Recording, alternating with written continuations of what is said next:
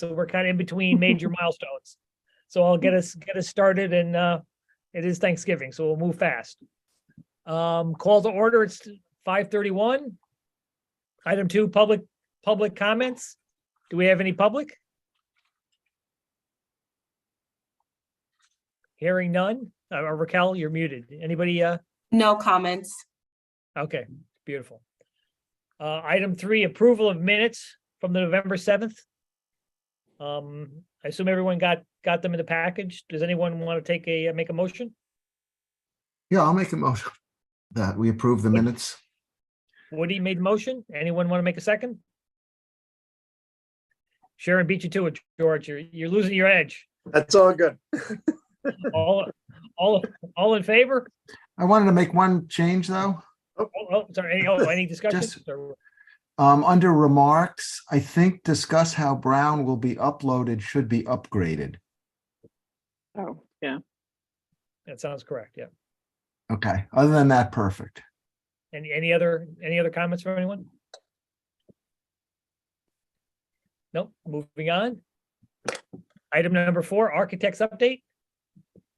Thank you, Mr. Chair and members of the committee. In the interest of brevity, we have slides to show for both our site plan and our floor plan that more or less are the plans that you've seen previously. We are more than happy to go through them just to discuss some of the items that we've been working on, picking up some of the schematic design comments, but I'll defer to you whether or not you'd like me to screen share those documents. I'll take a head count. Everyone interested? How long is it? Like 10 minutes ish? I can be in 5 minutes. I think that since you're prepared, then at least you can do is make a presentation. So Okay, yeah, go great. ahead. Excellent. Okay. So can everybody see my screen? Yes. Okay.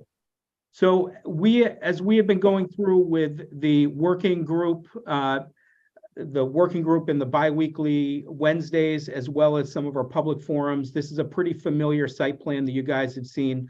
Not much has changed related to the orientation of the building on the slope and the areas of the parking. What we are going through is establishing where we may have overflow parking. In many of our public comments, we've received a concern both from the staff level, but also from some of the abutters who were part of our public forum last week or 2 weeks ago, related to wanting to make sure that we can contain as much parking on site. So that's a study that we're going through in terms of where we have our sidewalks around the parking areas, where we are implementing our grass pavers to facilitate that overflow parking. This is, for those of you who may not have seen our most recent presentations, this is a site section indicating how the building fits within the topography of the site. All the way to the left of the screen is Mungertown Road. All the way to the right of the screen is where our wetlands area is. So this shows how the 2-story building kind of nestles into the site. The key component that we've heard a lot about in both our PRC meeting and some of our public meetings is making sure that we're establishing an appropriate enough physical buffer between Mungertown Road and our pre-K and K playground. As currently constituted, we're about 80 feet away from the edge of the road. We're incorporating a landscape berm, as well as providing some of the existing stone wall and existing trees, mature trees that are along Mungertown Road, along the site edge to remain intact. So we'll continue to indicate this as we go through the design and come up with more ways that we can help facilitate the security of that pre-K and K playground. In terms of our overall, and I'm sitting in our conference room and my the timer just went out. So our main level floor plan, we have some enlarged floor plans that I can kind of go through in more detail. our lower level floor plan. So as we get into some of the things that we've been working through, as we get into more of the details, squaring some of the educational specification, double checking the area requirements. So we've been working on the admin suite. So this is all the way to the westernmost portion of the property. We have our K wing, our pre-K wing.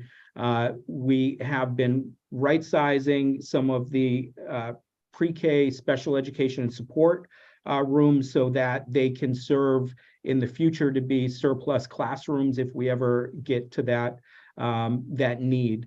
We're also working within the nurse suite, within the administrative suite. So these are all things that we're working on, double checking the educational specification to make sure that we're getting these sizes right.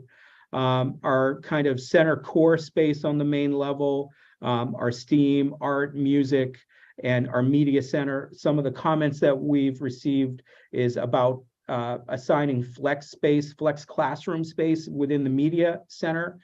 So we're building in that kind of built-in flexibility with our media center, as well as making sure that we're identifying areas that we can have communicating space between both the art, STEAM room and the media center along that corridor.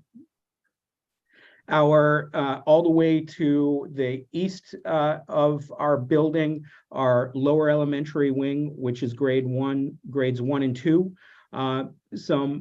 Some things that we've been working on and updating are squaring the reading intervention, math intervention, our resource spaces within our core resource and kind of utility core at each grade level. So we've been, these spaces are larger than they were previously indicated in these spaces, and they now meet the intent of the educational specification. On our lower level, our cafeteria, making sure that we're showing the appropriate amount of seating to facilitate 3 lunch waves within the cafeteria, as well as we're working with our food service equipment consultant to start getting into the details of the kitchen and servery. We've had a lot of discussion about the platform that separates the cafeteria from the gymnasium, making sure that we're able to make that a functional platform that can front both the gym for larger events and the cafeteria for smaller events. So this also doubles as an instrumental music classroom, so building in some of the accessibility requirements and storage requirements for that.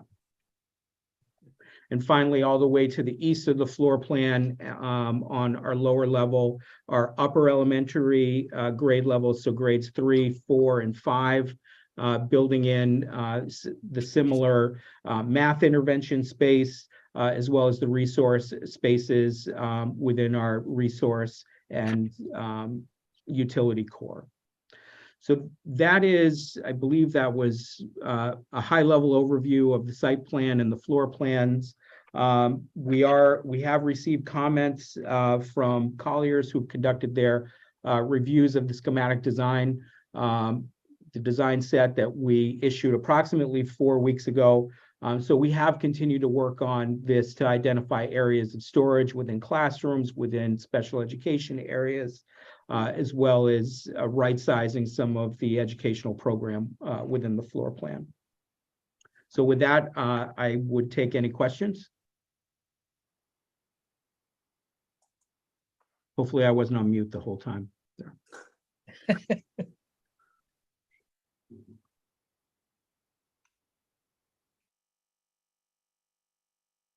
Okay. You left us speechless, Justin. That's always the goal. One way or the other, Graham. I like it. I think it's terrific. Great. Really happy. Me too. I think it's a great plan. Well done. Okay. Thank you. Any other architectural comments or updates?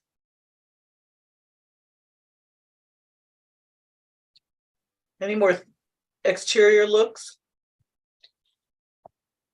I think we, Sharon, did you see the ones that were part of our, part of the public forum? Is that what we got a few weeks ago, the whole schematic? Yes. Yeah, I saw those. Yep. Okay, yeah. Just wondering if you'd worked on it anymore. We had three renderings. Yeah, Justin, we had shared those with the Okay. committee at the last Okay. meeting. And I saw them. Yep, that's fine. We are working on more, and certainly there will be more as we continue to. Oh, I'm sure.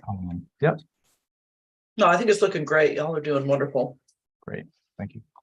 Justin, will you email us the presentation today? Sure, absolutely. Thank you. To borrow from my section, do you want to talk quickly just about the next working group meeting and the topic for that? Just for the overall. Yeah, so our next working group meeting was originally scheduled for this Wednesday in the interest of, everybody having limited participation on the Wednesday before Thanksgiving. We've moved that to the following Wednesday, so that is November 30th. We are targeting that to be a discussion about the interior finish palette and colors. So that will be a very energetic and probably content-filled presentation. We won't have to wake up anybody like we did at our site and building systems working group meeting. Do you want me to invite you to that? So Got it. Thanks, Tecton team. Moving on, number 5, OPM update. Adam, if you want to, Good evening, everyone. So just a couple things from my update.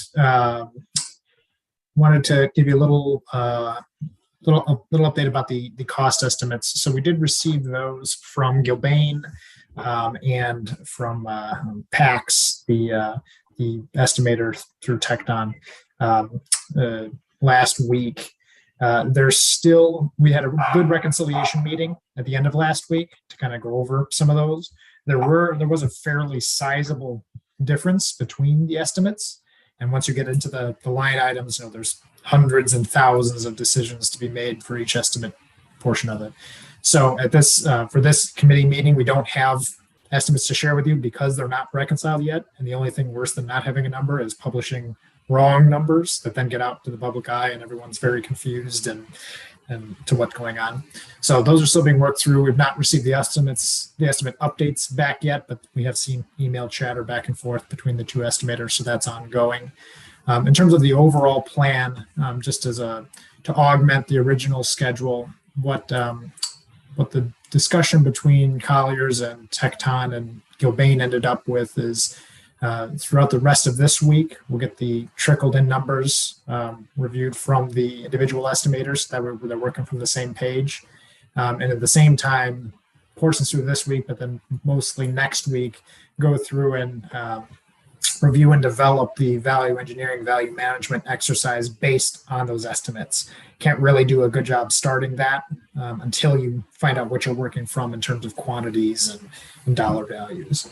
So in terms of an update for this group, we plan to discuss this more in earnest at the December 5th meeting, just so that way we're all working from the same sheet music and have a reliable data set. So more to come there, but wanted to give everyone an update just on where we're going in that front. In addition to that, as kind of alluded to earlier, we're sort of, again, nearing the end of a little bit of a lull period. The design review comments that were developed, collected from you all, from town staff, Colliers, etc., as Justin alluded to, have been issued to them. They were picking up items that were commented on before we even issued them the comments, notably the storage and some of those special intervention spaces for reading and math. So that's great.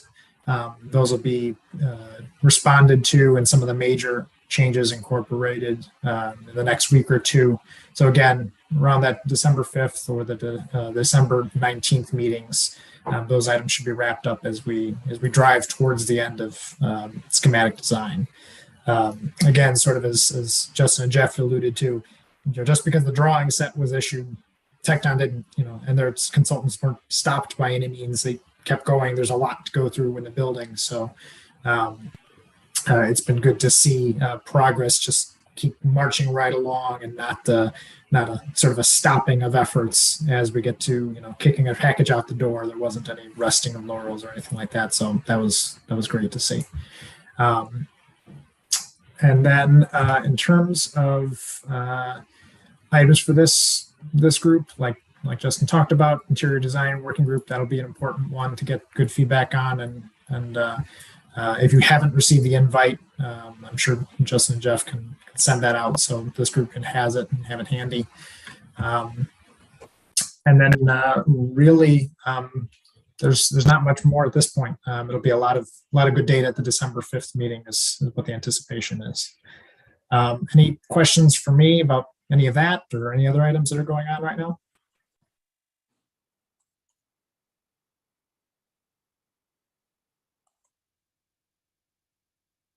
Okay. That's all really I have, Graham, who I think is frozen in joy right now. So you want to move on to invoices if there's nothing else? Yeah, so let's go to the invoices. So the next item is the approval of invoices, which I think was included in your package. Yep. I don't know if everyone had a chance. Yeah, there we are. All right, so starting to add on to our invoice count for the month as we move forward. So this month is Anderson Engineering and Surveying. That was some additional survey work done as part of the exploration of the land trust donation that we've been talking about. So there's a lot of just additional legwork for that. So those fees, our commissioning agent had their first invoice as part of the scope of work that they've been doing. The Collier's monthly invoice, and then Tecton's invoice for their schematic design efforts so far, for a total of $155,000. There's a draft motion in the packets if you want to read that off, if that should be so desired. Yes, would anyone like to make a motion? Yeah, I can do it if you like. I took a picture of it. Good strategy. There's a motion to approve the invoice packet dated November 21st, 2022, including invoices from Anderson, BVH, Collier's project leaders, and Tecton Architects for a total approval of $155,932.08. Do we have a second? I'll second. Woody? Any discussion? All in favor? Aye. Aye. Unanimous? Aye. Excellent. Moving on to item number 7, public comments. I assume, Raquel, we don't have any public? See any hand raised at this time? Got it. Excellent. Item 8, remarks. Any other things people want to discuss? I hope I hope we can put PV on sooner rather than later. Did anybody get a load of the Eversource price increase due January 1st? Holy moly. I'm getting to be close friends with third-party generators. Yeah, but it's in the distribution. No, I know. You can't do it, It's but I mean, just brutal. I've Eversource never is seen 40 anything like it. Yeah, 48. It's 48 cents for generation for large last resort suppliers. So it's going to be 65 cents a kilowatt hour at our large facility. That's unbelievable. It's unbelievable. And of course, the problem is if you use a third-party generator, you can't go on time of day when you're a residential customer. You can with commercial, and we do in Madison, but it's very difficult to get time of day residentially that way. And so I'm trying to figure out what to do. And it may be possible, but it's certainly going to be difficult. But the increase in distribution is just mind-blowing, really mind-blowing. I hear you. So hence the need to do solar. We may, at the end of the day, we may need to do a PPA anyway, but that's another. We'll know more shortly. But and your 30% IRA tax credit. I don't know if you've done any more digging into how we could receive that. The formal regulations aren't out, but everyone I've spoken to believes that nonprofit entities can receive a check or they can transfer the credit to another entity, which I can't imagine why you'd want to do that, but we certainly can just get a check. That seems to be in there. And do you understanding if will it be a check for the premium cost for the system or what? No, Just it's offhand. 30% of the total cost of the HVAC system. It's a lot. No, it's a substantial, it is a large number. I just wonder how they figure from the base compared to the baseline. I would think it would be a premium over a baseline system or something like that. That's not the way PV goes. And I don't have experience with geo incentives that the federal government have been running for years. I've never done one, so I can't really speak, but I've done a number of ones, including the library. And it was 30% of the overall complete system. And that includes very clearly anything like, for example, I'm doing one in my daughter's house that she closed on Tuesday, where a section of the roof is going to be part of the project because it's 11 years old. They won't pay, the government won't pay for the rest of the roof, but they will pay for the immediate section, which is the whole back half of the house. They'll pay for that to be replaced because it's part of the PV.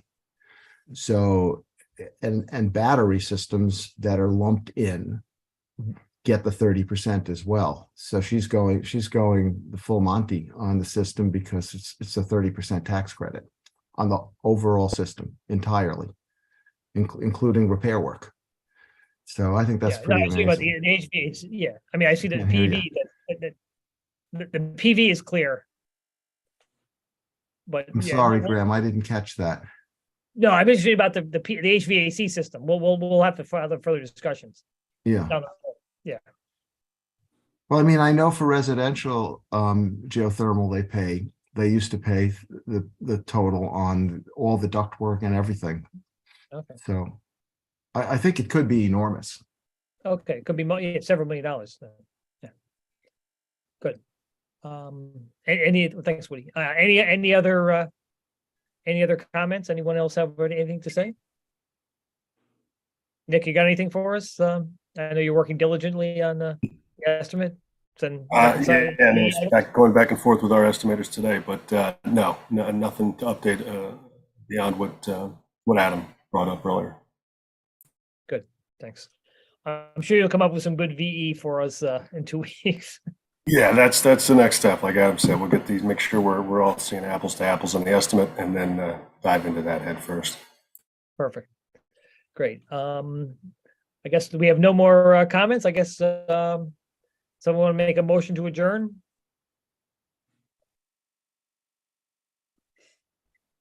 Bob, I saw Bob. A second. I saw that hand motion. Somebody's got to do it. Got to do it. Bob, you got it. Get that in the minutes. Someone seconded. All in favor? Okay.